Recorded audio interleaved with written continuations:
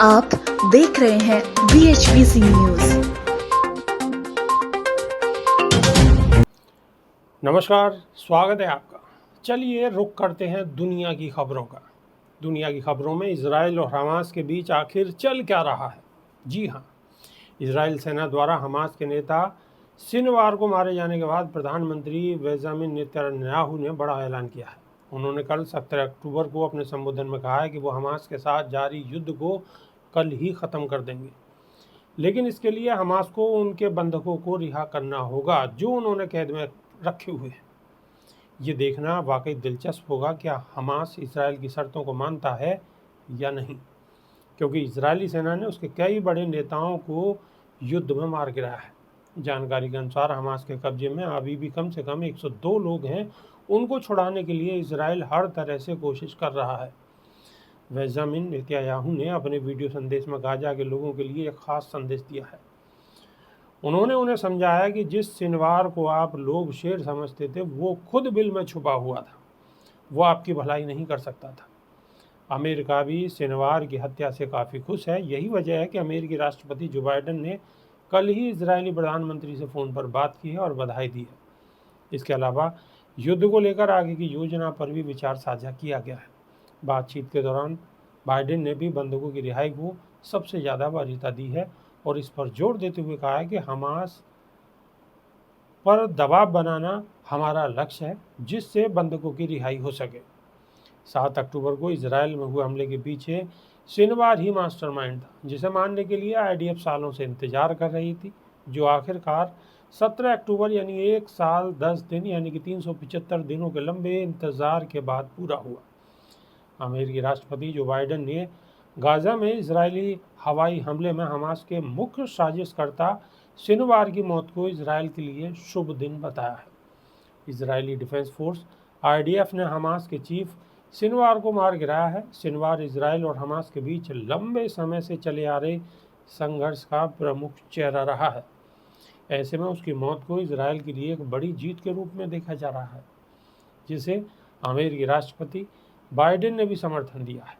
वहीं अमेरिकी उपराष्ट्रपति कमला हैरिस ने कहा है कि हमास नेता सिनवार के मारे जाने से गाजा में युद्ध को समाप्त करने का अवसर मिला है। राष्ट्रपति बाइडेन ने एक बयान में कहा है कि सिनवार की मौत इजराइल के आत्मरक्षा के अधिकार की पुष्टि करती है। यह दिन इजराइल के काफ़ी महत्वपूर्ण है क्योंकि आतंकवाद के खिलाफ यह एक बड़ी जीत है। क्षेत्रीय शांति और स्थिरता के लिए ऐसे कदम ज़रूरी है। ऐसे बयान के साथ बाइडेन ने इजराइल के खिलाफ किसी भी प्रकार की आतंकवादी गतिविधियों को खारिज किया है और संकेत दिया है कि अमेरिका इजराइल के साथ मजबूती के साथ खड़ा है। खासकर जब बात आतंकवाद से मुकाबले की हो, तो सिनवार को हमास की सैन्य गतिविधियों का संचालन करने और इजराइल पर हमलों की योजना बनाने का दोषी माना जाता था। वह लंबे समय से इजराइल की मोस्ट वांटेड सूची में शामिल था और गाजा पट्टी में उसकी सक्रिय भूमिका के चलते क्षेत्र में बढ़ती हिंसा का केंद्र रहा। शनिवार की मौत के बाद गाजा और पश्चिमी तट में तनाव और भी बढ़ने की संभावना है, क्योंकि हमास ने शनिवार की हत्या का बदला लेने की धमकी दी है। शनिवार की मौत ने एक तरफ इजराइल को राहत दी है, वहीं दूसरी ओर गाजा में ये घटना तनाव का कारण बन सकती है। हमास के नेता इस हमले के खिलाफ बड़े पैमाने पर बदला लेने की योजना बना सकते हैं, जिससे इजराइल और हमास के बीच संघर्ष और भी तेज हो सकता है, भड़क सकता है। अंतर्राष्ट्रीय स्तर पर भी इस घटना पर प्रतिक्रियाएं आ रही हैं।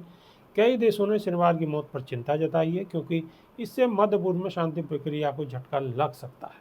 हालांकि अमेरिकी प्रशासन ने इजराइल के इस कदम का समर्थन करते हुए कहा है कि यह आतंकवाद के खिलाफ लड़ाई में एक आवश्यक कदम था।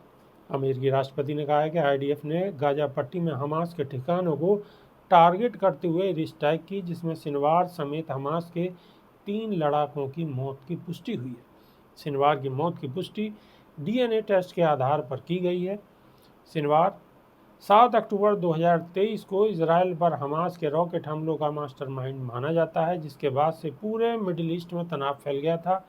हमास के साथ गाजा में जंग शुरू होने के बाद इजराइल के हवाई हमलों में अब तक हमास और लेबनान की कई कमांडरों की मौत हो चुकी है। हिजबुल्लाह इस जंग में हमास के पक्ष में होकर इजराइल पर हमले कर रहा है। अभी के लिए सिर्फ इतना। नमस्कार। रोज की ताजा खबरें सुनने के लिए सब्सक्राइब करें BHPC न्यूज चैनल। साथ ही रोज के नोटिफिकेशन जानने के लिए दबाएं बेल आइकन। साथ ही हमें अपनी राय देने के लिए हमारी वीडियो पर कमेंट करके बताएं और वीडियोस को लाइक और शेयर करना बिल्कुल ना भूलें।